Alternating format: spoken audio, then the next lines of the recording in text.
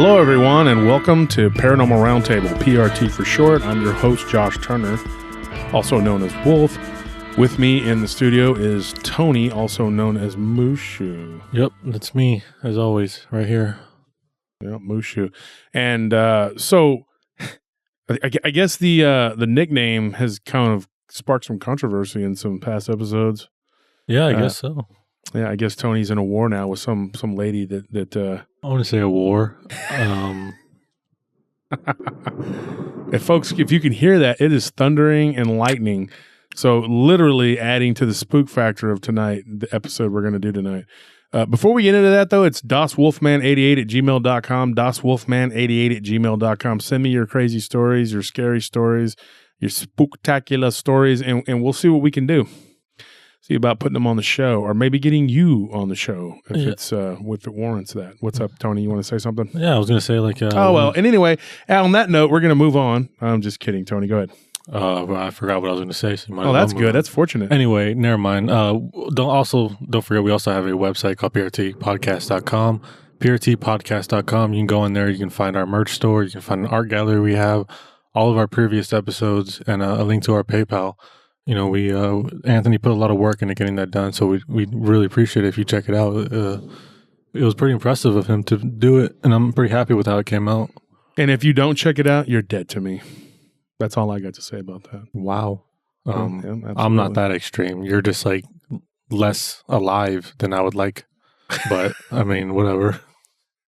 So they're basically like a zombie. Yeah, but not dead. Not dead, but they're just they're walking around going, ah. Yeah, basically. Jeez, that's really loud. That is loud. It was a dark and stormy night. It works. It works especially for the story we have tonight and the special guest. Actually, we have a special guest. You want to say hello? Hello, everyone. This is Scorpion. I was on a previous episode about the house. Yes, because you were a roommate that lived in that house. This is Gary Lopez, also known as Scorpion. He still works with us. We have a show we're going to do tonight, and obviously from the title, it's the church. We actually have done security at a couple haunted churches, believe it or not. There's another one we did with me, you, Anthony, and Zane. And I think Diablo did that one too. But that one was, I'm not going to say the name of it because they're a client and I don't want to give it away or whatever. But it was a Catholic church, kind of tucked back in the woods. And that one was pretty spooky. Dia managed to actually get some orbs and pictures and stuff of some weird stuff. And there was lights coming on and off and voices. But that's not the one we're talking about tonight. Repeat, that is not the one we're talking about tonight. The one we're talking about tonight was one that was found, it's out in the hill country. I don't want to say too much about the location and all that because I know it was part of that I think was connected to or something historic. So I don't want to mess with it. Give away the name and the location and all that. But I brought Scorpion on because we've talked about it before. And your account of what happened was pretty terrifying. Yeah, still kind of bothers me even trying to talk about it. Yeah, and you're not a scaredy cat. No, not by any means. Yeah, and Tony's known you for several years, and he knows that you are not afraid of too much. It's kind of like a weird... Like, I don't know if he's just indifferent to fear or if he just doesn't feel it the same way, but it just kind of like phases over him. Like he doesn't get bothered by something. Doesn't get rattled. Yeah, rattled. That's the perfect word that I was thinking of. Mm-hmm. And we worked in the bars together for years. We've been in lots of fights together. That's partly kind of what helped with me with my fear is it dealing with stuff like that, the bars. Yeah. Well, what's funny is that like whenever we had something that other people didn't want to do, we'd put you there. Yeah. And in this particular incident, you just became another statistic. But here's the funny thing too: you and Chief's a cage fighter, for years, and he's a jiu-jitsu trainer and whatever. And you and Chief actually threw down twice. Oh yeah, threw down twice. No, and I'm not talking about joking around playing. No, they beat the crap out of each other twice. Yeah, and we're not going to get into all that, but that actually happened. I was there both times. One was just an absolute slugfest inside my friend Jack's Jeep on the way back from San Antonio. Yeah. And then that led to the second fight in my front yard where you and him were suplexing each other and throwing hands, and it was a pretty brutal affair. So Scorp, you get down. I mean, you fought another one of our roommates, big dude, Pug. Yeah. and so you and him threw down pretty hardcore. You won that one, but yeah, you've fought D. You and D have pretty much thrown down, and you're pretty, I'm not afraid of much. Well, that being said, folks at home, you get the point. He's nobody's patsy. He just not afraid of anything. We worked together at another company, and I know that there were a few places where they would put you where there was business that needed to be taken care of. Working for us, you've worked in some pretty bad housing projects, some pretty bad hoods. We've worked together. We partnered up in some of those places, and we made some pretty good money at some of those jobs that we did. We put you in places where there could be problems, and you do just fine. So you're dealing with someone who's not a chicken, okay? You weren't running in fear when the stuff was going on in our house, but this situation unnerved you. Yeah. And you've talked about it, and you've told Anthony and Tony already before, and you've told Nellie, my wife, how this really disturbed you. And actually, we were talking to Mike Tooley the other day, another good friend of ours. Shout out to Mike, works with us, listener of the show, been friends of mine for years. And we were talking about the most scary things that had happened to us on the job, and you mentioned that, and it was pretty interesting. And now you've told Armando that too. Yeah, a long time ago, back when he was still doing the show with us, and you mentioned these things that was probably the most terrifying. Now I'll set the stage for it. What happened was we got a call to do a job that was about 30 miles out in the country, in the hill country. I'm not even going to give whatever, close to a body of water. That's all I'm going to say. Because we looked into it, and I don't know that we can really say the place or whatever. So that place, we didn't know anything about it. All we knew was that it was an old church, or was once a church, and they were doing a restoration on there. And it was a very historical place.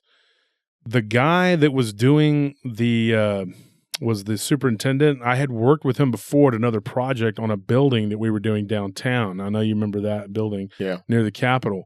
And so when I heard his name and I talked to him, his name was Al, and I got in touch with him, and he said, yeah, he goes, this it's a project. We've had 2 other security companies, and he goes, I didn't know, because this was back when I was really first starting with this company. I was probably only in about a year or whatever. He goes, I didn't know you had your own company. I had gone with the company that you had once worked for, and it didn't work out.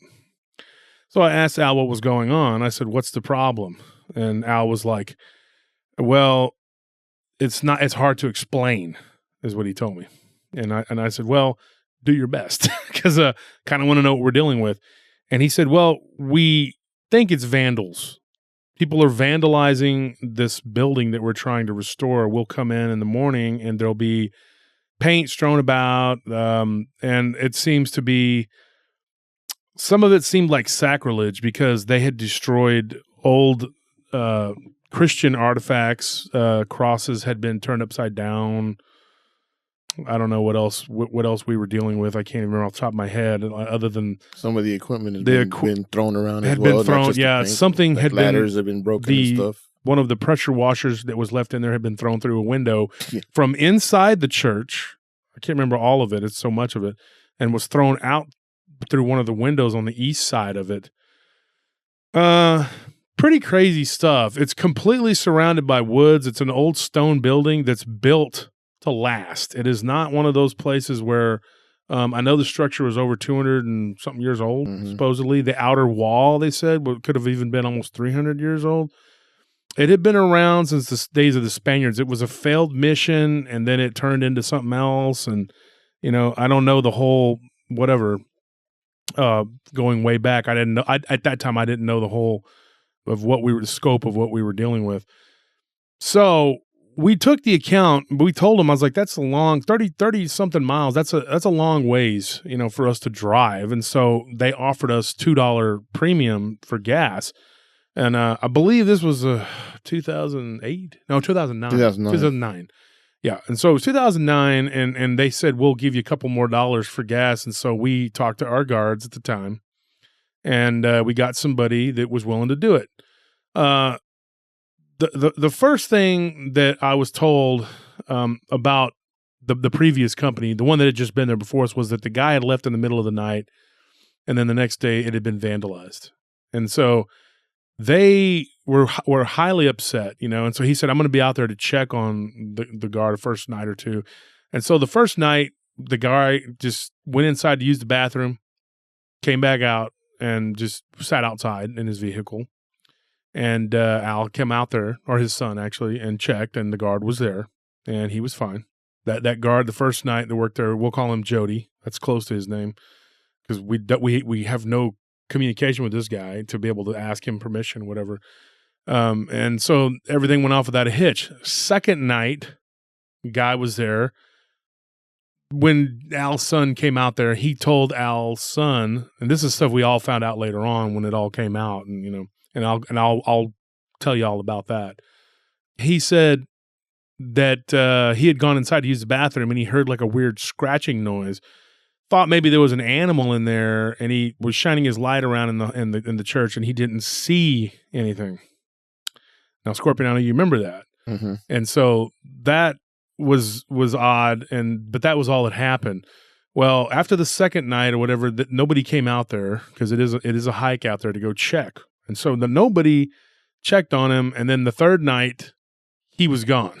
Like he left. He called into our dispatch about 3 a.m. and said he was leaving, and then we didn't hear from him again until it was time to pick up his check. Now, we talked to him later on, but we'll get to what he said, the first guard, Jody, what he told us. We'll get to that in a minute. That was when we brought in a second guard. Now, this guy, I know you remember, his name was Joe. He was a big dude, and he was a really happy-go-lucky guy, but he was a pretty big, tough guy. Was from Houston, and he was from literally Fifth Ward, right? He was born and raised in the Fifth Ward, Houston. Anybody knows that's a bad ghetto. And he was. I was about to ask because I didn't know what that was. Yeah, that's like the worst ghetto out in Houston. Oh, really? Yeah. Yeah, you have to be tough in that environment, then I guess. Yeah, living in Fifth Ward is like living at Mason Manor or Meadowbrooks here in Austin. Except a lot worse. Yeah. And so Joe was a big kid, he's a big guy. And he's like, I do it. You know how Joe talks. He was a real friendly guy. Everybody liked Joe. Son of a preacher, man. Yeah, he was the son of a preacher. And so he went out there to work it. And he was polite enough to call me and in the middle of the night about 4 and told me, man, I'm out of here, yo. I'm not staying. He goes, there's some haints up in here. And he left. And before I could talk him out of it, I called him back, and he was like already burning rubber down the highway, headed back to Austin. He's like, I'm not doing it. Did he quit entirely? Like Joe? No, he didn't quit the job, but he just said, I ain't finna go out there. And now, Anthony, you remember this, right? Yeah, and Anthony's in the studio, and he's shaking his head. Yeah, he remembers this. You were a young buck back then, and you were friends with Joe.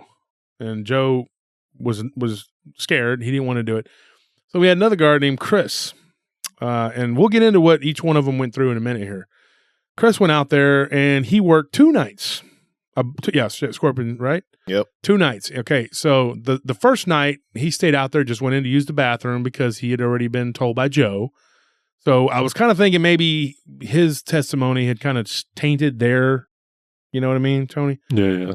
And so I thought, man, so I went to Joe, and I didn't really talk to Jody, the first guy, and I told him, I said, don't tell these other guys, whatever it was, because, they're going to have it in their head that something's going on, and they're going to be scared, and they're going to go out there and be like, oh, there's something going on, So I asked him not to say anything. Well, the second guy, the third guy, he went out there, same thing happened. On the second night, about 3:30 in the morning, he sent a message to the dispatch saying, I'm leaving site.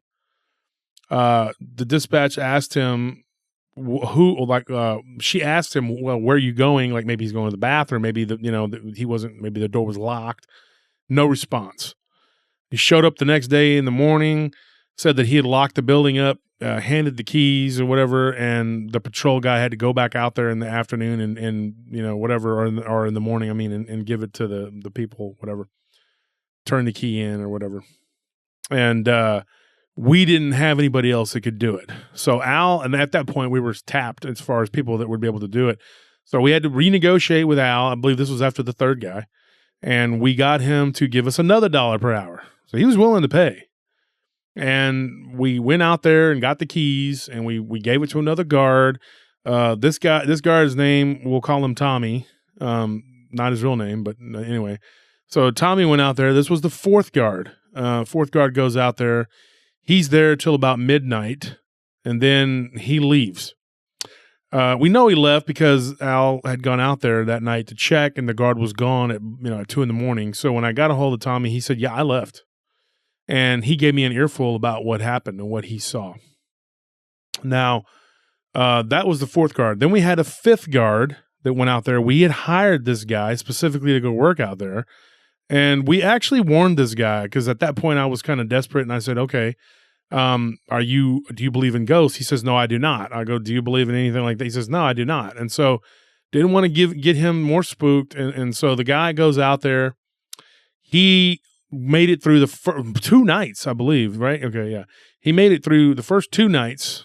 And then on the third night, he calls up, and Scorp, you're with me that night, and we were like at Whataburger or something, and the guy is yelling and screaming as he's driving away. Hell yeah. Yeah, and that happened, I think he was about 1, I believe from what we put together, I think it was like 1 in. Just about, Yeah, about 1 in. And so me and you actually went out there that night, and we finished the shift, but we didn't get out there till about 4. And so we stayed out there till, I think, 7 a.m. in the morning, and then we told Al, "Look, we're out of people." And at that point, that's when you took volunteered. You and I said, "Okay, you didn't have a vehicle," so I said, "I'll drive you out there." And you became the 6th guard, I believe, right? Yeah. Yes, you were number 6. And so I drove Scorp out there, dropped him off, and then I had to go do an 11 to 7 at another site. Now, you didn't have anybody that could come get you in the morning. No. And this was before Uber, I'm assuming? This was before Uber. Oh, yeah, it's 2009. Yeah. But you did last 3 days out there. Yeah. The third day was when you lost it. Oh, yeah. When you, and then we'll go, before we get into what you're going to talk about, after you is when I had my fun. And then my partner had he went out there thinking he was smart and tough and cool. And that was the last day we had to site. Then he was like, "We can't do anything with this site," and that's it. And then of course later on we were working another post in the town in the city in Austin, and it was a middle school where they were redoing the band hall, I believe. Yeah. And that's when we ran into Al again, and he told us the whole story and then what went down or whatever. So we're gonna go back to the beginning now. Okay, the first guy that had the Jody, we'll call him Jody. This is what he said. Now I wrote all this down. Okay, this was crazy stuff.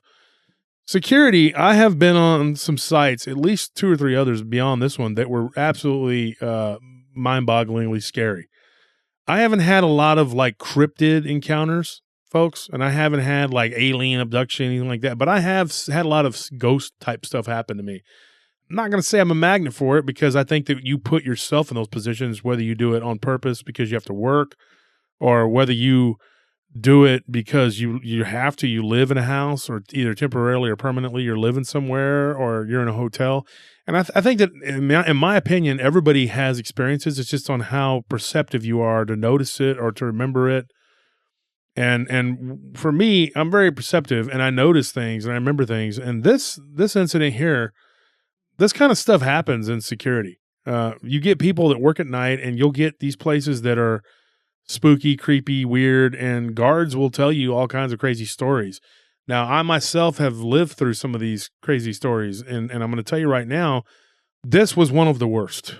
Okay? I don't even know if it was the worst, because I only had to deal with it a little bit, me personally. But imagine working in a place, night in and night out, and it's stuff's going on. Now, I did have a place that I worked at like that. One day I'll tell that story. I'm not there yet, but I'm going to eventually get to that. But this place, if you had to work there every night, would probably drive you insane. What the first guy told me, okay, when he came to get his check, which was about a week after all this other, and we were already in like number 3 or 4 by the time he came to get his check. Yeah. He said that when he went in there to use the bathroom, I believe on the second night, something like skittered, according to him, it sounded like a person coughed and then skittered across the ground, like crawling from one pew to another, like he could see it in the dark. When he went to shine his light on it, the light went out. And he claimed that it was very much humanoidal looking. And so he ran back out. And when he went to run back out, when he got to the door, he couldn't open the door. Now, of course, that was something that was very universal with all these encounters. Yeah. The door would stay closed and people couldn't open it. And then he said he felt like breathing on the back of his neck, and it felt like something put its hand, like what he said would feel like a bony skeletal hand on the back of his head, and it like kind of rubbed down the back of his head down his back. That's what he told us. He said that he was just standing there and he was so afraid that he urinated where he stood. Right? Scorp? Yeah. Oh, yeah. Okay. And then the door opened up on its own, just kind of popped open. It didn't go flying open in any dramatic or whatever. He said the door just opened, and then he just walked out, and he said that he couldn't run. It was like something was keeping his legs. His legs, he could barely stand. It was like he was so terrified. And he thought he was going to have a heart attack. And he got to his vehicle. And this was a young guy. He was in his mid to late 20s. He got in his vehicle and he drove out. Now, the second guy, Joe, told us that his encounter was a lot more, it was a lot more intense. He was sitting outside the building because he said it was spooky inside, which I don't blame him. He went in to go use the bathroom. He sat down to do his business or whatever, and something immediately started to bang on the stall, on the door of the stall. The banging turned into shaking, and the stall began to shake, and he stopped doing what he was doing, and he stood up, and he was like, he didn't know what to do. He was prepared to fight because he thought somebody was in there and they were messing with him. So he began to yell, "Hey, quit messing with me, mofo, blah, blah, blah," whatever. He said that he saw what looked like in the crack between the door and the frame. The frame, that he saw what looked like a shadowy looking thing moving back and forth. And so he got down and looked underneath the stall to see what it was. He didn't see anything. There were no legs, nothing. He didn't see any legs. He finally got the courage up after about 15, 20 minutes. He just sat there. He was just terrified. And it actually stood up on the toilet and was debating about, any other way to get out of there. Eventually, he opened the door and he made a break for it. Now, he got stuck in the bathroom and he began to pull on the door. And he said that it was literally like something was holding the other side of the door, and that it kept closing and coming out of his hand when he was trying to open the door. And he said that the doorknob actually got really, really cold to the point where it felt like ice. And he said that the bathroom was really, really cold. And once again, he felt like the breathing on the back of his neck. The lights went out. Okay. He turned at one point and he looked in the mirror, and he said that it was pitch dark in there, but he saw a face that was the kind of a self-illuminated, I guess you could say. It was like a light. Like you could see the face was kind of lit up. It was a bluish green color. And he said that it looked like a rotting skeleton with like flesh hanging off of it.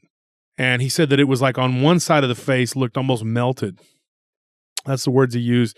But it had no eyes. And he began to scream and flail about, and that's my words as far as flail about. He didn't say he flailed about, but that's what he did. He was like throwing punches in the air, and he got the door open, and he stumbled out, and he fell over a pew, and he jumped over another one, according to him, and then he ran out the door, and he got out.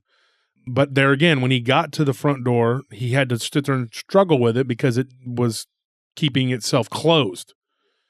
And when he got out to the outside of it, there was like a little courtyard thing right there. When he got out into the courtyard, he heard crunching like on the little gravel, and like footsteps. Like somebody was following him. Yeah, like it was running towards him. And Scorpio were there when he told me the story. Yeah. And he said that he heard like a laughter that sounded like a woman. Now, he didn't say that the face that he saw in the bathroom did not necessarily have a gender.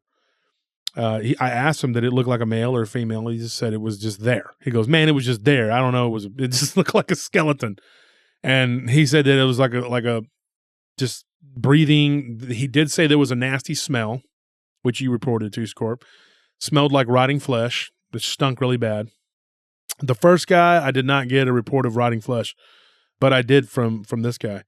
Now, the third guy that was out there, he had already been told stuff by Joe and from Jody when he went to get his checks. I'm thinking, okay, these guys kind of maybe tainted this guy, Chris. He went out there and he said that what happened to him and what scared him away was that he was sitting in his vehicle and he was looking down at his computer or phone or whatever he had with him. He was looking at something, and I can't remember. It's been a long time, but anyway, he said he was looking down at his PSP or something, a video game or something like that. A handheld something. Some form of entertainment. Yeah, some form of entertainment. He had something, and I can't remember because there were two different situations that were very similar. And so something pushed his vehicle, and he was like, whoa. Now, his story was even weirder because, like, he saw something moving around in the tree line. What he saw in the tree line, when he looked up, he didn't see anybody, like, immediately around the vicinity of his vehicle. But what he did see was what he thought were images, like people, like a group, like, of people, like, moving around in the tree line on the east side of the property. And he thought it was weird. He was like, man, it looked like several people, like, shuffling around in the woods. So he did what he was supposed to do. According to him, he got out, took his flashlight, walked toward the tree line, and when he shined the tree line, he saw several spectral, I guess you could say, type beings that were absolutely see-through. His flashlight went right through them, and they were, according to him, he got a look at some of them. They looked like they were in various states of decay. This was absolutely terrifying. It was like he saw these things and they looked like they were like rotting corpses. Is that correct, Scorp? Oh, yeah. He said I wanted to be wrong. You see some of them like new ghosts, some of them are old ghosts or whatever you want to call them. The spectral beings, they were like, you can see bones in some of them, some of the skeletons, some of them you can't. Yeah, that's what he said. Yeah. And so this is what he told us, and he didn't just tell me. In Scorp, he told D, he told all of us this story. He told my partner who works for the company at that time, and so he told us all this story. And he was very shaken up, and he said that at that point he went to get in his vehicle. Now here's what happened: this procession of entities began to shuffle towards him. Now, almost like zombies. But they were definitely spiritual in nature. And he was looking right at him, and he couldn't start his vehicle. His vehicle would not start. And so eventually these beings or whatever surrounded his vehicle, like the front and the sides of it, and they were looking into his vehicle. He climbed down into the floorboard and covered himself with a blanket. Okay. That is terrifying. He said that he called his girlfriend and was going to tell her, hey, can you get me some help, whatever, he had tried calling he did call the police, the local sheriff's department, and told them that what was going on. And they actually laughed at him. And they were like, oh, okay, your ghosts are attacking your vehicle, which he told us that was a mistake. Obviously, they weren't believing it. He should have said I was being attacked by a bunch of people that were crazy, whatever. And he gave him the location. Well, they actually didn't even take it seriously. They didn't show up. According to him, he could hear noises, what he described as wailing, screams, and laughter. And it went on for about an hour. He called his girlfriend, and finally he said that they both began to pray. And they prayed and prayed, and eventually he got up, he got in the seat of his vehicle, and he started to turn the key, and eventually it worked. These entities were gone, and he drove out. Did I tell that correctly? Yeah, you did. What you remember? From what I remember, yeah, that's exactly what he said. Yeah, okay. So that was guard number 3. And now I remember the guard number 4 and guard number 5 were both inside the church when their incident happened. Same thing. Going to the restroom. One of them went to the restroom, and I think it was guard number 4. He got shoved. Yeah. He got shoved from behind. He walked into the church. He said he had gone in there a couple times, used the bathroom with no problem. Yeah. He went in there. He went to turn the light on, and the electricity went off. Well, now that's not so unusual in and of itself because it was a very old building. So I mean, you think maybe the electrical work isn't working right. Yeah, maybe it's not working that correctly. Might have been part of what they were renovating, is what you think from that. Mm-hmm. And so they were doing some work and stuff. So that in and of itself, you can't go, oh, the lights aren't coming on. Oh man, what are we gonna do, Scoop? No, I mean, there was actually, some work going on. So, yeah, you're going to have some stuff happen. He got shoved down. Now, he says he landed on his knees and he kind of skidded into one of the pews. When he tried to get up, something put its hands on his back and held him down in a bent over praying position, literally. He could not get up, and it was like it was holding him there. And he said it lasted for what felt like several minutes. And of course, people, when they're, who knows how long it really was. He said it lasted several minutes. Now, this guy was not a weakling. He was an ex-soldier, tough guy. Yeah. Was not afraid. And so he doubled over, and he was held in place in that position. When he got up, something was thrown at him, which he believes was a hymn book, and it was flung at him down the aisle, hitting him on the top of the head, on the face, whatever. And he said that it hit him pretty hard. And when he turned and he looked, he kind of tripped and he kicked it, and it was a hymn book, right? Yeah, yeah. And so he stumbled to the front door. There again, he tries to open the front door. He can't get out. He begins to hear no, that's number 5. This guy began to hear like whispering, and it sounded like it was a bunch of people doing it all at once, whispering really loud. Oh, yeah. And it led to almost like a chorus of people whispering. And he said that they were all speaking. And what he said was, it sounded like another language, which he later determined he thinks it was some sort of Spanish or maybe Latin. He didn't speak Spanish, but he thought that that's what it sounded like. Now, eventually, he got out. He stumbled out to his car, got out of there. Again, like Jody, he said he couldn't run. He had to kind of walk. Yeah, he couldn't run. His legs were wobbled or whatever. That seemed to be a recurring theme. That happened to pretty much everybody. Yeah. And then the number 5 guard, this guy had something. When he went into the church, the door closed behind him on its own. He began to walk down the aisle, heading toward the restroom or whatever, and he heard a scream like, I can't even do it, like a banshee type scream. I don't even know if that's even anywhere near correct, folks. Anyway, that's my imitation of a horrifying scream. But that's what he said happened. Tony, you want to do it? You're more feminine than me. No, because I'm manly enough not to scream into a mic. Wow. Not like, hey, you know what? Iron Maiden. And if I'm going to scream, I'm going to scream. I'm not going to go, whatever you did. Faith No More, Iron Maiden, they all scream into the mics, dude. It's called metal. Look into it. That's singing. That's metal. You know, what you just did was embarrassing. People, you should be ashamed you know what? of Leave yourself. it in there because I want people to hear this, and you tell me if it's embarrassing or not in the comments. You know what? If you think that's embarrassing, I'm doing my best to try to make this as realistic as possible for you people. Well, then scream. What was that half at?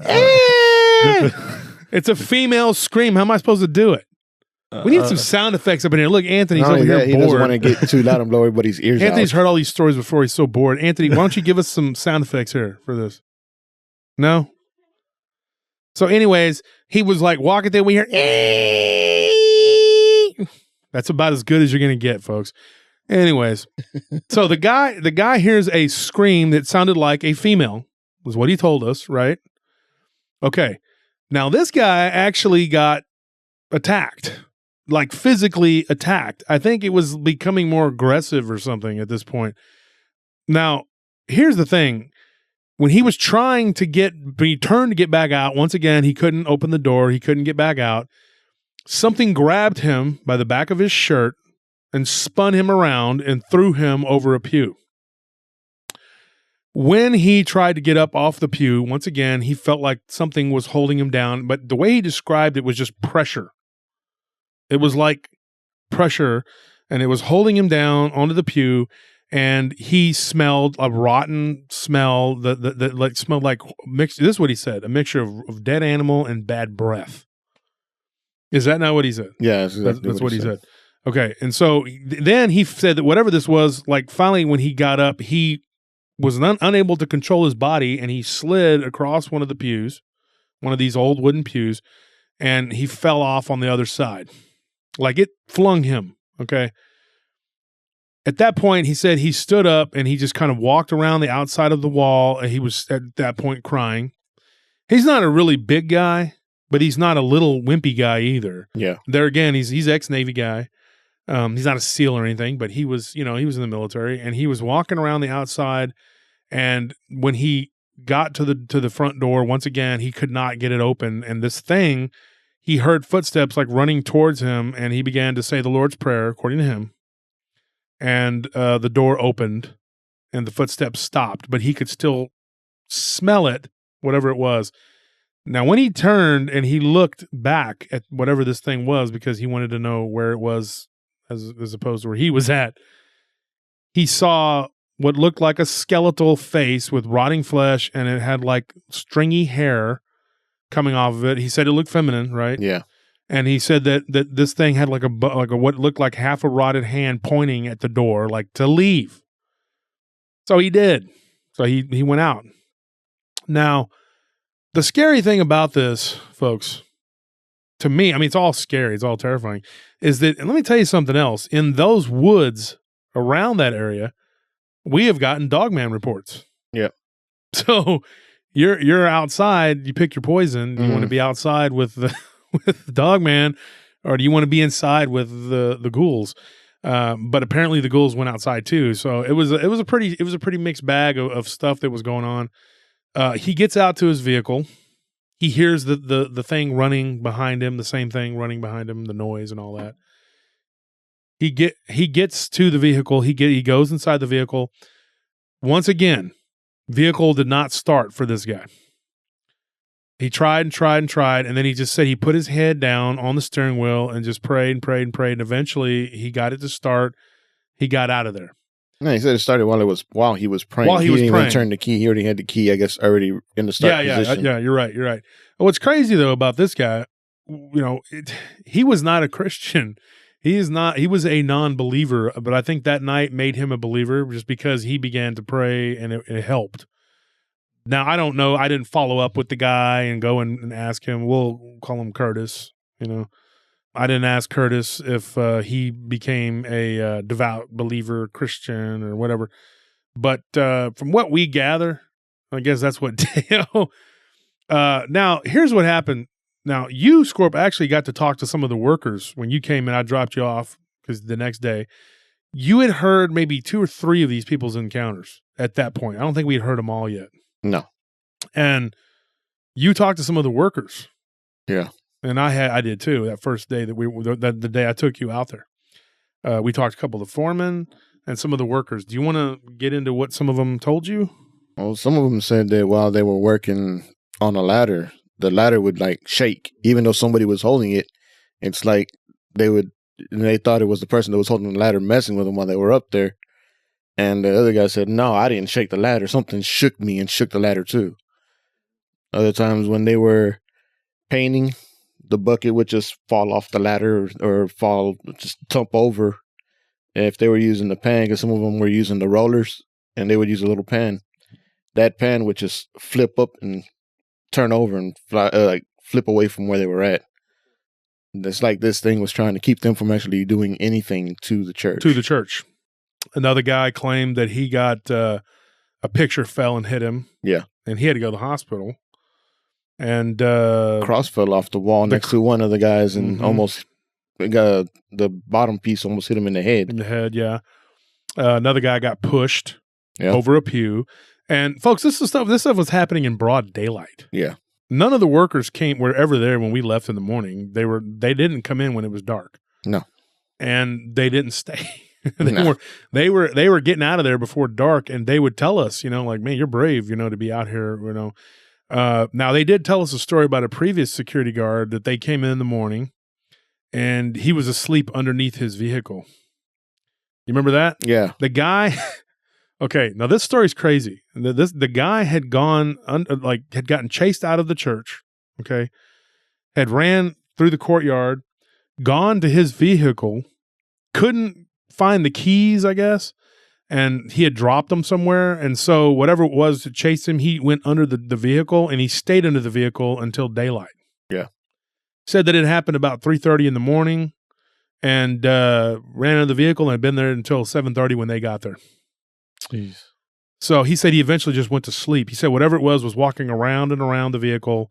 And these things, whatever they were, whatever it was aggressive. Like, it would attack people.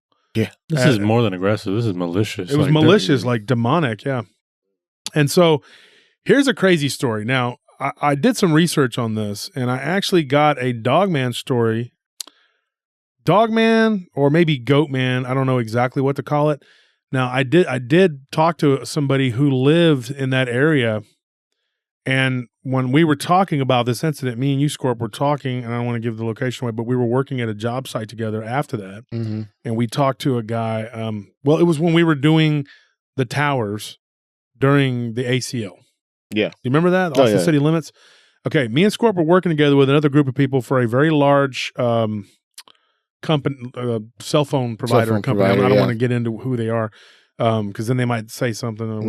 What we were doing there is they would bring out these mobile cell towers to actually boost the power, the signal the signal, so people would record the shows or take pictures. They didn't lose speed on their phone. Mm-hmm. And each major carrier had their own tower out there. Yeah, we were out there watching one of those towers. And we did it for 3 or 4 years, and every year. And so we were working, me and Scorp were out there guarding a tower, and we had the other people's tower, the other guards were all out there, so we kind of just had a big old party out there, hanging out, you know. And actually, me and another guard were making money, like giving people rides from they could park in the parking lot. We drive them up to the ACL. Yeah. So we were making a little bit of money, you know, and so I'd tell Scorp, hey, watch that, and I'll go drive these people. So anyway, it was pretty lucrative little week. We'd make some money off of it, and ACL is like 1 weekend, then there's like another weekend. So people stay in town for about a week. It's called Austin City Limits. So anyway, we were working with another guard who said, I know that area. We were talking about ghost stories from security, and we talked about what happened to you, what happened to me. And one of the guards out there says, dude, I know that area. And we were talking about werewolves and stuff like that. And he had a story. He said, I didn't know. He said it happened to his sister-in-law who lived only about 10 to 12 miles from that place. And she told him that one day she was driving home and she couldn't tell whether it was a wolf-headed creature with horns or if it was a goat-looking creature. She said that it had the backward bent legs and it ran across. First, it ran alongside her vehicle down a county road for at least a mile. She was all alone. She was a middle-aged woman by herself coming home at like 1 a.m. And this thing ran alongside the vehicle. Yeah, just pacing the vehicle. Pacing the vehicle, yeah, you remember. And then it was black, and it had tall, spiraling horns, but it had a wolf-like head, according to her, or what he had said that she told him. And then I remember, like, he told us a brief, abbreviated version. And the next day, he came back and he told us the whole story. And he was a pretty cool guy. He was actually a patrol captain for a very large security company that absolutely dwarfs our company. It's a big company. Yeah. And so he told us that story. And what he said, though, was that this thing ran alongside the vehicle. And then at the last second, it cut off in front of her vehicle. And she almost ran off the road. And she was cognizant enough to not lose control, and and it was like it was trying to make her wreck and go off into a ditch. And she said that seemed like that was its intention. That was its intention. Yeah. And now you got to figure this is only about 10 miles from this place. Because when me and Scorp were talking, remember, we were like, that is really close to where we were at. And so, and there was a creek that ran into a body of water. I'm not going to get into it, but yeah, it was really crazy. That creek ran through that property we were at by the church. Yeah, it ran through the kind of the back. It went around it, but only when it rained. It wasn't full when we were there. No. Or no, well, maybe it was. Yeah, it always had a little bit of water. A little bit of water, yeah. But it wasn't. It would of course add more when it rained. Yeah, it wasn't too bad though when we were there, if I remember correctly. Now here's what happened, Scorp. You ended up having to go and work that site, which I actually volunteered mistakenly. There was nobody else to do it, you know. Yeah. And, you didn't have a vehicle. So me and my partner, or my two partners at the time, we said, you know what? One is not with us anymore, but he said, use Scorpion. He's not afraid. He'll go do it. You know, I was like, well, we have to drive him out there every now. So we decided we would take turns driving you out there. just to complete the contract, because we didn't want to just, leave these people hanging. They'd already been through 2 other companies. And so I liked the guy. I'd worked with him before at this other building downtown. So I said, okay, we'll do what we can. So the first night I was going to do it, or I think I was going to do it for a couple nights, and then the other guy was going to drive you. So I go out there with Scorp, and we get all these reports of what, whatever. Now, you have never been phased, as far as I could tell, by any of these. Like, you worked at a place no longer exists called Travis House. Yeah. We had some weird stuff happen at that place, and you saw and it looked like a spectral dog. Mm-hmm. A spectral dog. And a person. Yeah, and we're not going to get into all whatever, but there was stuff that went on there, and there was about 2 or 3 other guards that had stuff happen there too. Mm-hmm. Now, more than once, folks, I actually caught Scorp asleep there. So that tells you he went up in the fire escape and was sound asleep, did not care about the ghost dog or the person. So for him to be terrified of something, it had to have been really bad. Oh, yeah. Okay. Plus, you lived in a haunted house with us. Yeah. All right. And okay. So here, let's get into what happened to you. Now, that night, the first night you were there, the activity wasn't as bad or whatever? No. I mean, I heard stuff here and there, like scratching or something. I didn't know what it was. I shot my flashlight, didn't see nothing, so I just blew it off. And there was I know you said that you heard a woman crying. Sounded like a woman crying. But on the outside of the building, but I didn't see her. I never found her, so I was like, oh, she ain't trying to get in, so I'm not going to worry about it. Yeah. Did you at least go check? I went to check. Don't lie. I went to check. Yeah, I would check by just shining my light through the windows and be like, oh, no one's on this side of the window. I would walk 2 feet from the wall and be like, oh, it's good. Yeah, I would just be outside. Hey, anyone need help? No? Very quietly. Yeah. Do you need help? I guess not. Okay. Put in your report, all clear. Very, very good security there, guys. So you heard a woman crying, and it went on. And it went on for about 15 minutes. Then like I said, I went and checked, and I kept hearing her, but I could never find her. Did it sound like it was doubled back just to see if maybe I can circumvent which way she was going. So I thought maybe I was following her and couldn't catch up. So I turned around to see if I could catch her going the other way. And eventually the crying just stopped. So I figured she might have just left property. Well, if she was by the creek, dude, Llorona. I mean, Llorona is over there. That's what it is, the crying lady. Why didn't you go to the creek and say, hey, I got your kids? I'm not stupid. But, okay. He goes, hey, I got your kids. And he runs back inside. But, okay, so you heard a wailing, like a crying, right? That was the first night. Yeah. Okay, now you said the first night that you went in the bathroom, there was something small that it kind of happened the first night? I don't know. I heard, I felt something kind of push me from behind while I was using the bathroom, but it didn't really bother me. And then the lights flickered, so I was like, you know what? All right, I'm done. I zipped up and walked out. Yeah. And so, but you said the lights went off and on a couple times. Yeah. And we all just kind of, and when you called me at one point, and you were like, the lights are going on and off. And I'm like, dude, I'm on my post. I'm over there. I'm suffering, dude, big time where I'm at. I'm actually I was actually asleep. But anyway, I was in a high rise up there asleep, looking out, going like, oh, it's horrible, dude. I hope nothing happens. I'm just kidding, dude. No, we talked, and you told me that the lights were going off and on. And I said, well, I don't know what I can tell you. I can't leave, So anyway, that was what went on the first night. Now, and you also said, if I remember correctly, you heard footsteps outside on the gravel, or what was that? When I was looking for that lady, I heard footsteps behind me. Every time I turn around, nothing. No one was there. All right. So, and then that was the extent of it the first night? That was the extent of it the first night. I was like, you know what? They didn't try and get in. Nothing happened, so whatever. Okay, and then there was the banging on the wall. That was the second night? That was the second night. Second night. Okay, now the second night was when you actually became a big chicken and I had to come get you. I'm kidding with you, but you know what I mean. Yeah, you didn't have to come get me. I had to wait until you got off your post. Yeah. Well, actually, I did because I got off at 5, and he had to stay there. Yeah, I'm sure. Yeah, it was pretty bad. I got off early because the guy where I was at, he was cool, man. He came in early and he said, I'll cover for you. So I had to go pick this guy up. He's a big chicken coward. I go, his name is Gary Lopez. Remember that name. Yeah. Okay. So anyways, tell us what happened when you got the second night from beginning to end, everything that went on. The second night I got there, of course, nobody's there. I go and check, make sure. We walked the grounds together the second time too. Yeah. and nobody was there. Everything was fine. The ladders were all secure, because they actually took them down so that way they didn't get taken or knocked over.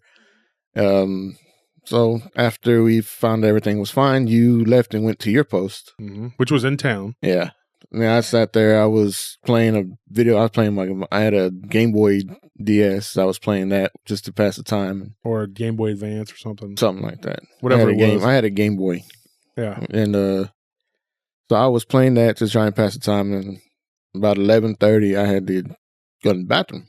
So I went to the bathroom. And while I was in there, nothing happened up until 11:30. Nothing happened up until 11:30. That sounds very familiar because that's what everybody said. It was like after midnight or so every time. Yeah, while I was in the bathroom, that's when I heard the banging on the wall. And then it wasn't like anybody was using their fist. It was like somebody using an open hand to slap the wall.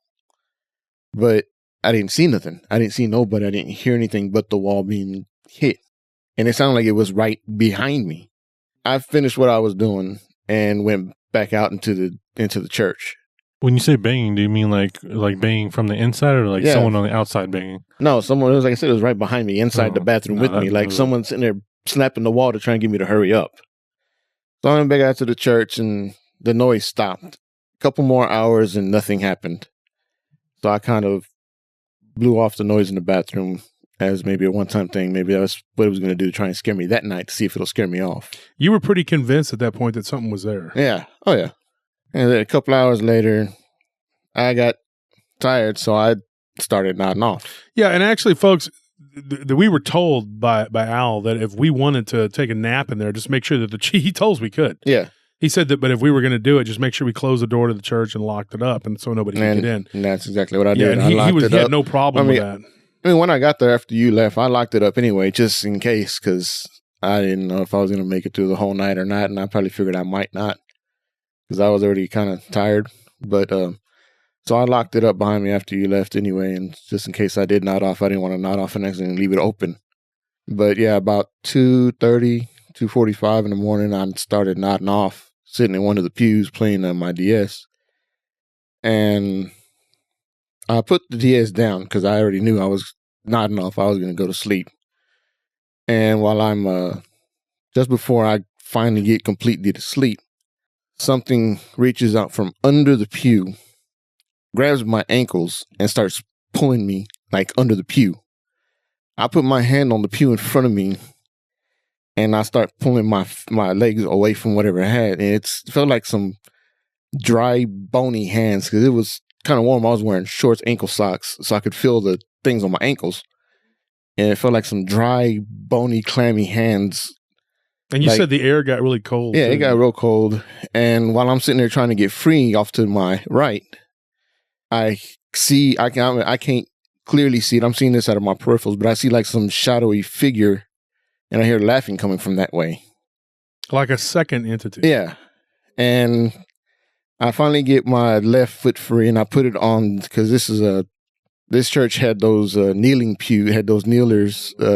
bars underneath the pew.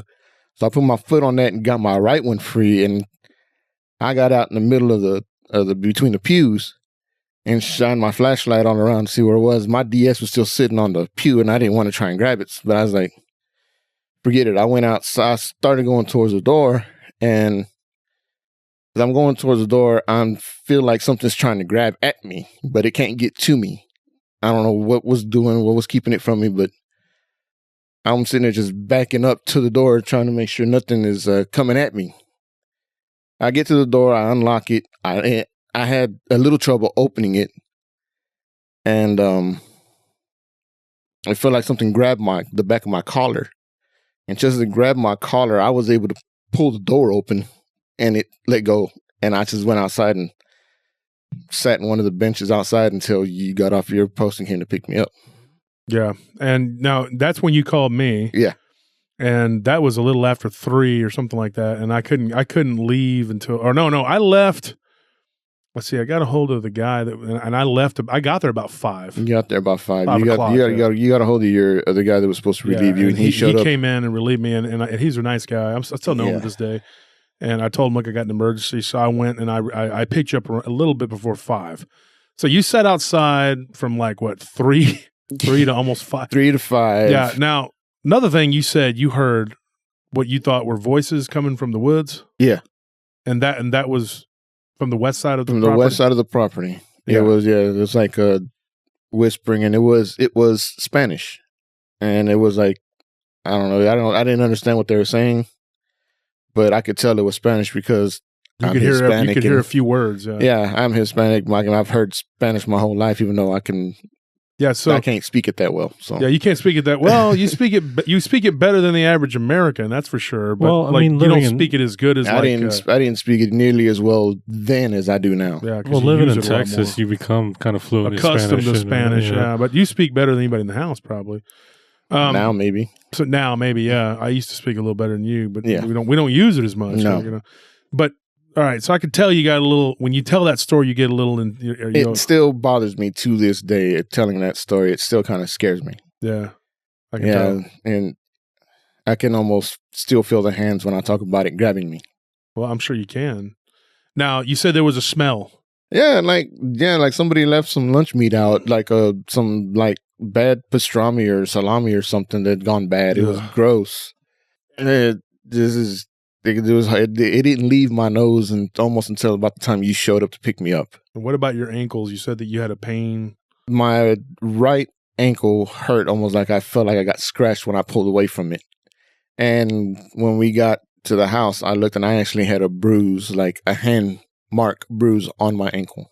See, now I don't remember exactly what happened, but I remember like you took a picture of your ankle. What I saw, it just looked like a little bruise on there, and I remember I teased you. I was like, "Oh, you hit your leg on a." Now, folks, here I'm going to tell you what happened to me in a minute here. Okay, actually, I did, and I told you, yeah, I did, but it was on this side, not that side. I thought that's what it was, and then we had these disposable cameras, Tony, and we took pictures, and then of course when we moved, who knows what happened to those or whatever, So I mean, these are disposable cameras, and I found 2 or 3 of them one day, and then I don't know what happened to them, but. Who knows? Some in the drawer. We need to get those developed because that could be the pictures of your. I will check them out. Yeah. So anyway, I remember you took like a picture with it, but it just looked like a bruise to me. Now I kind of teased you, but here's what happened, folks. I rescued Scorp. I got him out of there, all 270 pounds of him, big sissy. And I got him out of there, and we took him back to the house and gave him, a blanket to lay with, and he could go Mimi and go to sleep, and some milk, hot milk, and poor little baby. You tucked him in, gave him a bedtime story of the. Whatever works. I was happy to be out of there. Wait, quick question. I was happy to be out of there. Go ahead, Tony. The most important thing in this whole thing is what happened to the DS. Exactly. Did you leave your Game Boy there? Probably. No, actually, when you showed up, I actually had the courage enough to go back in and he ran in there and grabbed that and something else. I was able to do it because he stood at the door. Stood at the door and let me. Yeah. And while I went in, so I could be sure it wouldn't. Thank goodness he rescued that. I was worried there. So here's what happened. I go to the office the next day. Okay, Scorp, you're with me, and we talked to my business partners at that time, and I said, "Look, somebody's going to have to go do that assignment, and we're out of guards." And they were like, how many guards have we gone through? I was like 6, whatever. I said, that's it. We had 2 or 3 other guys, but they were on other assignments. We had one guy at a treatment plant or something. I said, dude, we and that was a big account. We had a couple other big accounts. I said, we have nobody that can go do this. Okay. And I said, we're going to have to do something. It's going to be one of us. So I don't remember how we decided it, but we decided that I was going to do it that next night. I went and worked for you, and you went over to the church. Yeah, but I know the next night I had to go and do it. Yeah. So here's what happened. I get out there 6:00 sharp because I'm always on time. I'm just kidding. So I get there at 6:00, ready to go. My whole shift was just absolutely uneventful because I'm not afraid of no ghosts. And then the next day, it was fine. And I don't know what y'all were tripping on. Oh, okay. Well, that's the show, guys. Liar. My nose is getting long. Okay. All right, guys, here's what actually happened. I get out there and I sat outside of the church because I didn't want to go inside. I went in there once to use the bathroom and I felt creeped out, but I didn't see anything at that point. About midnight, I got out of my truck to take a leak. Okay. Not to be crude, but I didn't want to go inside just to take a leak. So I said about midnight, it was a little after midnight. I heard what sounded like footfall coming from the gravelly area by the courtyard. I do my job, folks. I'm going to be real honest with you. No matter what the situation calls for, I will go investigate. I'm not like those people on the scary movies. I'll go investigate, and you got a mass murder running around. No, but you have to do your job because I have to be able to rule out if it's a vandal or if there's something going on. I had heard all the stories, okay? And I'm not going to lie if and tell you, it didn't make your imagination run because you're thinking something could happen. Of course, I just got told by one of my best friends that he got scared and got chased out of there. So I actually was unnerved, to say the least, but I did hear footfall, and it wasn't my imagination. And then at one point, I thought I heard like something running on the tree through the tree line. It sounded like two, what to me were like animals. And so I assumed that they were like coyotes or something. And so I just kind of chalked it up to that. And I just thought, okay, there's some coyotes running around the tree line. I shot my flashlight, though I didn't see anything, although I did see like a bush move. I walked toward the tree line and didn't see anything. But as I began to walk back to my truck, I did begin to hear what sounded like talking. And at that point, I thought, okay, so there's some people, and it sounded like people. I mean, just like people standing there in the tree line, and they were making noise. And I thought, these are people. There's some people out here with me. So I turned around and I identified myself. I said, "This is Officer Turner. I'm doing security out here. You need to leave. This is private property." The acre or two around that property was also part of it, and so they were not allowed to be on the property. So I began to announce my presence, whatever, and I went up and I shined the light into the tree line. I did not see anything. As I walked back toward the truck, the sound of what I could clearly make out was what I thought Spanish began to become more pronounced. That was unnerving because I had kept hearing people talking about what sounded like Spanish. When I went into the church, I went back to my truck and I sat there and I faced that east area with my lights coming on and off every now and then to see if I could see anybody. I never saw anybody. I decided to go inside to use the bathroom again, and that was about 1:30, I believe. And when I went into the church, I made it a point to leave the door partly open. There was like a stone, right, like a brick or whatever I had used to prop the door open. As I was walking toward the bathroom, I was almost to the bathroom. I heard clearly the stone move and the door close. The lights were not working at that point. I had my flashlight. I turned and I looked, and the door was closed. And I thought, oh God, here we go. So I was on the verge of leaving already at that point. But then I clearly heard what sounded like from the back of the church, not the front where the door is, but the back part of the church. I heard what I thought was Latin, somebody speaking in Latin, and it sounded like, and they were talking Latin. I couldn't make it out completely, but I made out a few words. But it was all mumble jumbo from what I could tell because I couldn't make it out. It was like every few words I could understand a word, and I could clearly hear it. And so I just turned around. It was like, I'm leaving. I'm not going to stay here. And I went to walk out the church. And when I got to the door, I knew that this was going to happen. And I went to try to pull the door, and it was not opening. And so I began to, I guess, assert myself. And I lived in a house with a bunch of stuff happen. And sometimes you can just be very assertive and forceful. And I asked this entities, whatever, I said, I need this door open now. And I began to be very loud. And I was beginning to lose my nerve because it wasn't working. And so I'm trying to open this door and it's not cooperating. And then I was like, in Jesus' name, I was like, just trying everything, It opened. Eventually I got it open. It just kind of opened like, boop, same thing, with everybody else. It just kind of opened, and I pulled it and I walked out real quick. Now, when I got out to the courtyard, the same thing, only I heard what sounded like a several people walking behind me in the gravel. I get out to my vehicle.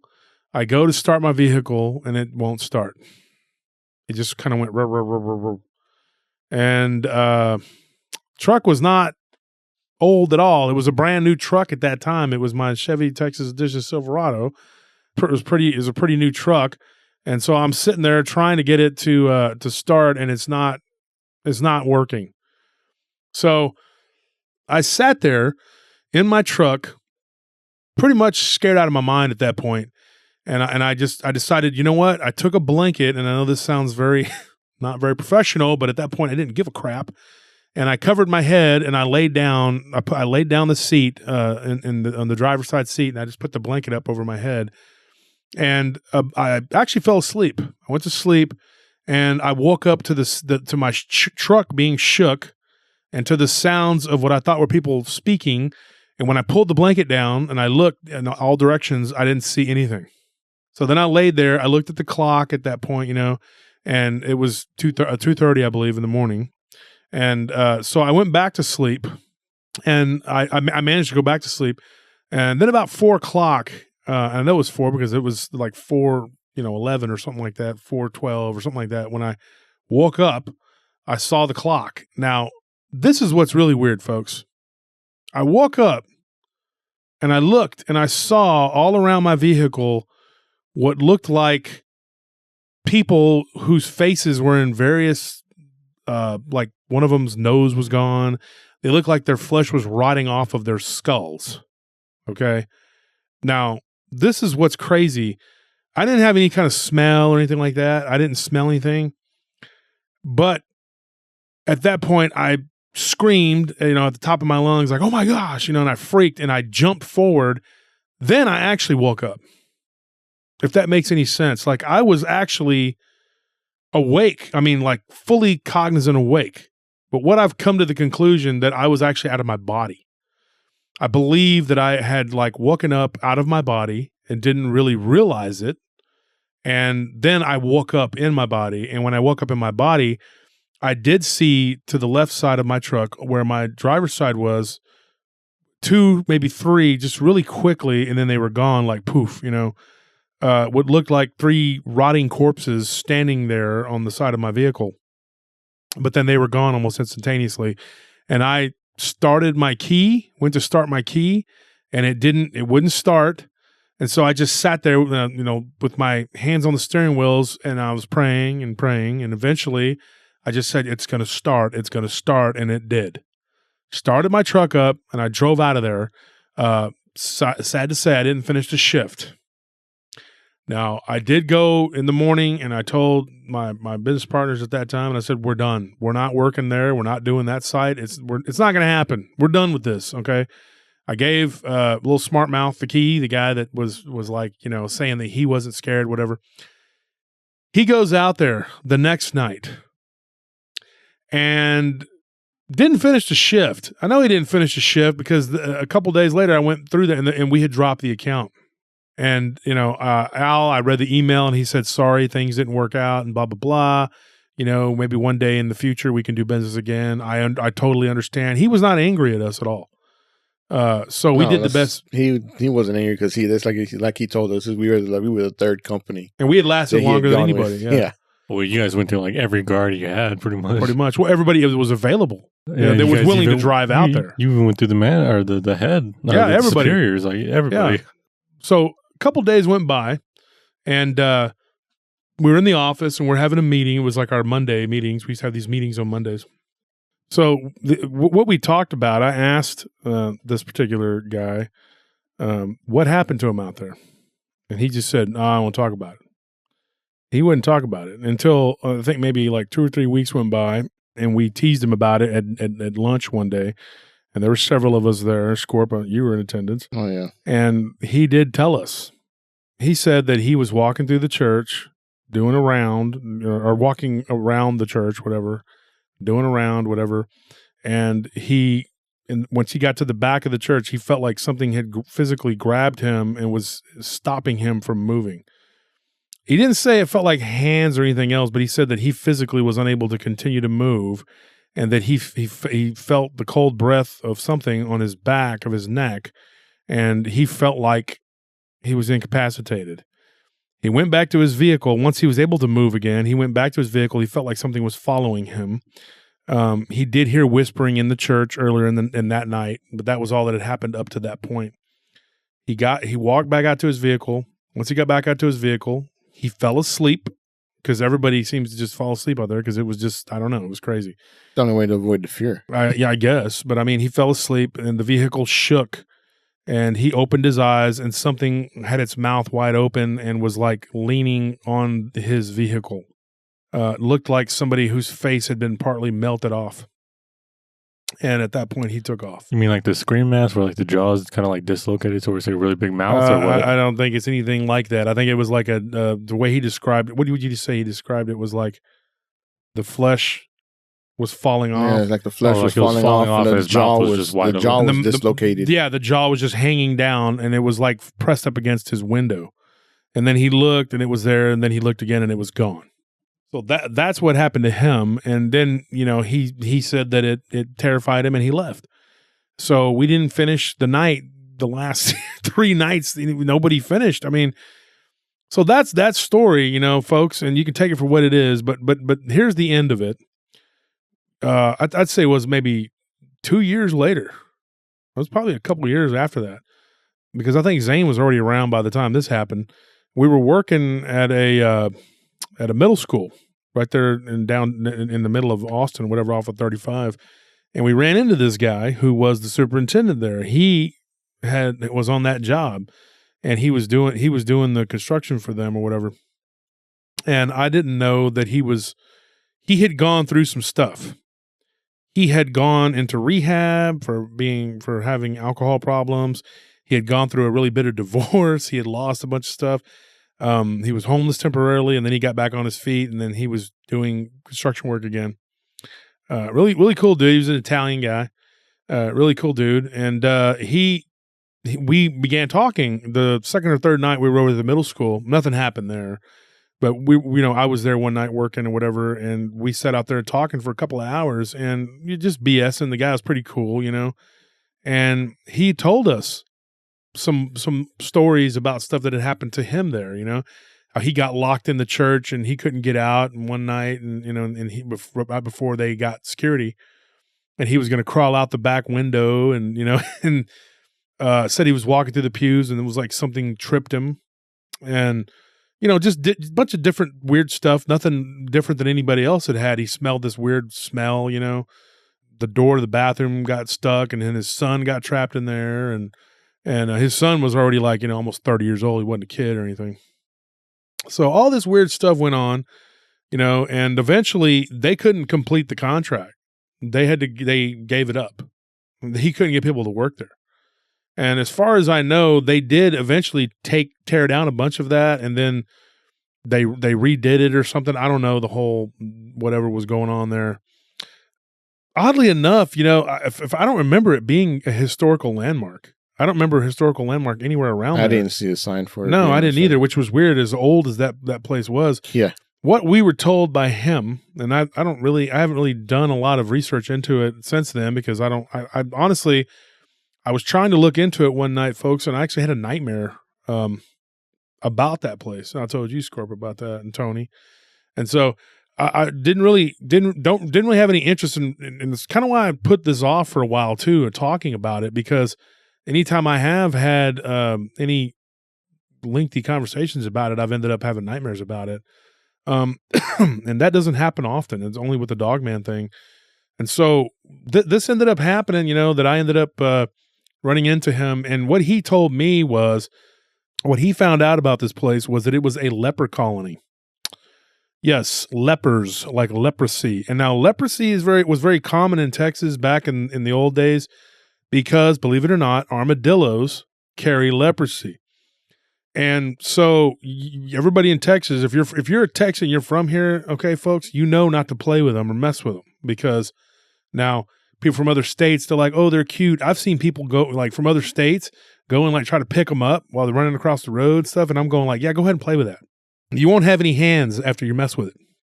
And so anyways, there was a leper colony that was established there by the Spanish. Now it was mixed of natives, and the mission, the monks there, I guess, would take the natives in and try to nurse them or help them, whatever, let them stay there, and they spread leprosy.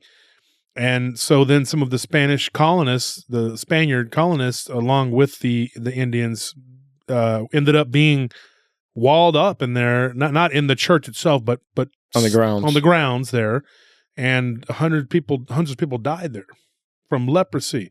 That's what I was told, and it is not a pretty past, like something that the state wants you to remember. So maybe that's why it's not a historical landmark, because they're like, yeah, we want people to remember this crap. So Yeah.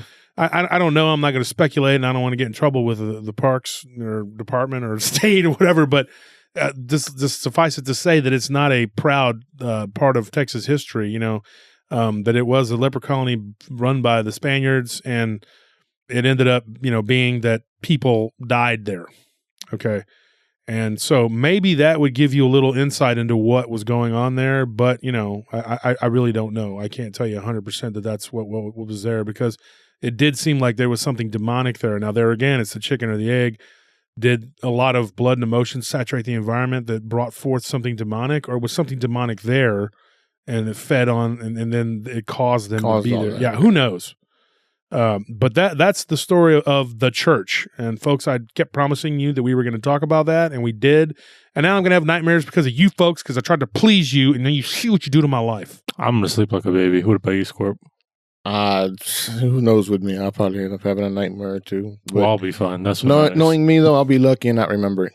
The important thing though is that Mushu will get sound sleep, and yeah, I'm gonna cuddle with Banjo, and we'll be all right. That's so awesome. Really that's awesome. Yeah, we're glad for you. So thanks, folks. I was I remember, I vaguely remember this. I think you probably told me when I was really young, because this was like new pretty much to me listening to the first time. I think I heard what happened with Scorp and.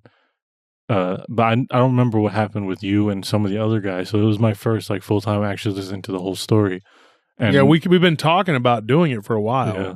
And of course, it's a story that my brother knows very well, and my wife has heard before, and Scorpion, you've told your story. Actually, your stepdad Tony knows the story. Yeah. We've talked about this incident before. This is another one of those weird paranormal things that have happened, and it's just, I don't know what to make of it. Was there a cemetery at the church? No. Oh, so there wasn't a cemetery there, because what we guessed, and Scorp, we talked to Al about this. What we think happened was that they buried the bodies on the grounds, and like they burned them, maybe like when they died, and then they just buried them. Because according to some of the woods. The woods, yeah, I was thinking that, and then they were showing that's up why out they there, show up from wandering the woods. around out there, and then why they looked like they were rotted, and then some of them looked like they were burned. Yeah, I mean, if there's any group of people that deserve to be resentful, I mean, come on, you get leprosy, then you get walled up into that's what a horrible way to die. Mm-hmm. Because you could see the walls were about 3 to 4 feet on the outside of it, and it was crumbling, and then in places there was no wall, and you could tell that at one point it was probably higher, I wish there was a way to go back in time to the. Yeah, you could tell it was higher because the top of it was like jagged, like you could tell there was pieces missing from it.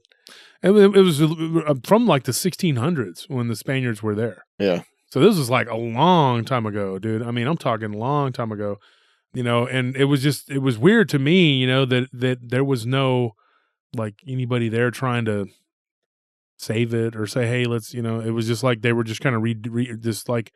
Not save it, but like save the history of it, if that is the case, the history that we were told. Well, it's so far out there, maybe people didn't really know about it. Yeah, maybe they just didn't care, And it's not like it's like right off the main highway either, So I tell you, that ride going back from there down the county road to go back onto the main highway is a very scary ride. I can tell you that, and I've, especially after what happened. I'm sure. When I was driving it, I thought, man. I didn't stop. I mean, I had to use the bathroom on the way back into town. I didn't stop, man. I just kept going. I was just like, I don't care if something runs out. If a deer runs out in front of me, it's dead. I am going to splat this thing in my grill guard and keep going. I was going 90, dude. I wasn't going to stop to get it to pick it up. Yeah. Shoot, man. I told you, Scorp, when I got back, me and Scorp talked. He's like, I told you. Yep. I was like, yeah. And I kind of made fun of you a little bit. But I'm not going to. I was able to get you back when you got home. Well, I was scared. I mean, like when I got. What happened? when going out there, I was already scared. I tried to put on a brave face for the other people and be like, hey, I'll do it. I'm the leader. I got to do this, But That was scary. I mean, I was already scared going out there, and I was trying to put it out of my mind because I didn't want to like make myself see something, you know what I mean? And like, oh, you're jumping at every little noise. No, this was crazy what happened to me. And, luckily it was only one night, and I never had to deal with it again. And, we documented as best we could all the accounts that we were given, So that's that story, folks, and we hope you enjoyed it. Yeah. One last thing, just a piece of advice. If you ever do unfortunately encounter something, just remember to pick up your DS. It's not that hard. I don't know why you would dare to leave Game Boy Advance or whatever it was. Important. But I think it was a Game Boy Advance. It was a Game Boy Advance. Oh my gosh, mistakes were made that day. Huh? And going back to what game were you playing? I don't remember. But going back to what you said about you were going to go do it because you're the leader, and that's one of the reasons why I've been friends with you for so long, is because you never ask any of us to do something you're not willing to do for yourself. And I preach that. Yeah.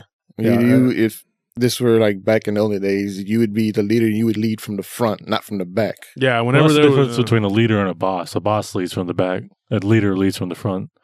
So yeah, I don't like when people call me boss, because I always just tell people, you know what, just call me by my name or my nickname, or whatever. And my guys from the old days, going into the job we have now, I will never tell you to do something I won't do myself. Yeah. And that's just the way it's always been. So I had to take my lumps out there too. And I would say it would be a lot more scary for you guys. You didn't have a vehicle. No. Oh my gosh, I can't even imagine. And you were just stuck there. And and I had to get out there as quick as I could. Yeah, I was sitting out there, I kept looking at the door, waiting for this thing to come out and attack me, or looking at the woods to see if maybe a dog man would come out or whatever. Well, I wasn't going to go sit inside the church with that thing again, because I didn't know what it was going to do, where it was at. And yeah. Well, folks, that's all we have for tonight. I hope you enjoyed the show, and be sure and like and subscribe. Tell all your friends, your parents, your kids, your family, tell them all to stay away from haunted churches. Yeah, and if you want any of the stuff that we mentioned in the beginning, like the email or the website, it's all in the links in the YouTube. So if you're on YouTube and you want just quick access, you can just find it all there in the links in the description. So yeah, we appreciate everyone listening, and thanks to Scorp for coming on. Yeah, not a problem. It was fun. Yep. And so for whatever planet you're stranded on, whatever planet you're trying to get to, whatever tree you're stuck up in because of a dog man, whatever church you're being chased out of, terrorize that. good night.